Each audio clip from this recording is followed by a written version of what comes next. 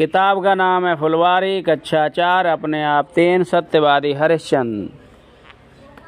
भारतवर्ष में अनेक महान व्यक्तित्व हुए हैं जिन्होंने अपने जीवन आदर्शों से संपूर्ण मानवता के समक्ष अनुकरणीय उदाहरण प्रस्तुत किए हैं।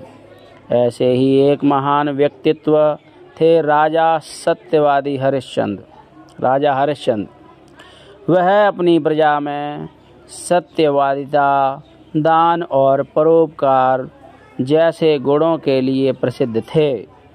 उनकी पत्नी तारामती तथा पुत्र रोहित था। एक बार देवराज इंद्र की प्रेरणा से महर्षि विश्वामित्र ने राजा हरिश्चंद्र की सत्यवादिता एवं दानशीलता की परीक्षा लेनी चाहिए। वह राजा हरिश्चंद्र के स्वप्न में प्रकट हुए और उनसे दान में संपूर्ण राजपाट मांग लिया। राजा हरिश्चंद्र ने स्वप्न में ही उन्हें सब कुछ दान कर दिया। अगले दिन प्रातः काल मुनि विश्वामित्र दरबार में उपस्थित हुए और अपनी दक्षिणा के रूप में सहस्त्र माने 1000, स्वर्ण माने सोने की, मुद्राएं माने रुपया मांगी। राजा हरिश्चंद्र अपना सब कुछ दान कर चुके थे। मुनि बिना दक्षिणा लिए चले जाएं, यह भी संभव न था। कोई उपाय न देखकर राजा हरिश्चंद्र ने दक्षिणा चुकाने के लिए स्वयं को परिवार सहित बेचने का निर्णय लिया। राजा हरिश्चंद्र को शमशान में कर वसूल कर दाह संस्कार कराने वाले व्यक्ति ने खरीद लिया और उनकी पत्नी और पुत्र को घरेलू कामकाज के लिए एक ब्राह्मण ने खरीद लिया। एक दिन जंगल में रोहित को विषैले सर्प ने डस लिया। सर्प मतलब क्या होता है? सांप।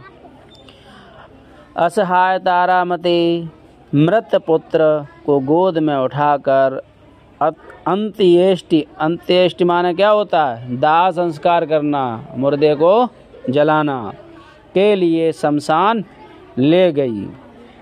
ऐसे संकट के समय में भी राजा हरिश्चंद्र ने सत्य और धैर्य को नहीं छोड़ा तथा तारामती से सब दाह करने हेतु कर मांगा।